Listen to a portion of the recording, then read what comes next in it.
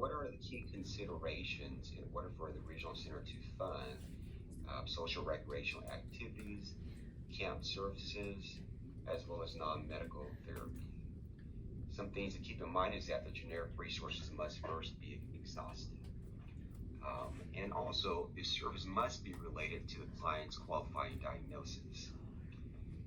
Some other things to keep in mind is that the activity cannot meet a day program need. Now, ACRC will assess and consider funding for any specialized or adaptive social recreational activities for all minors regardless of financial hardship.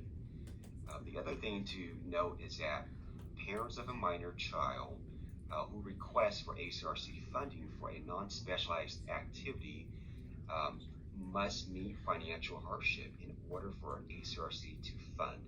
Otherwise, it becomes parental responsibility.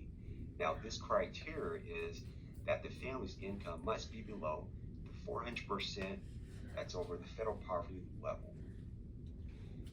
One thing to note is that if a child is placed in foster care, then this criteria does not apply to that individual, as well as the financial hardship criteria does not apply to adult clients.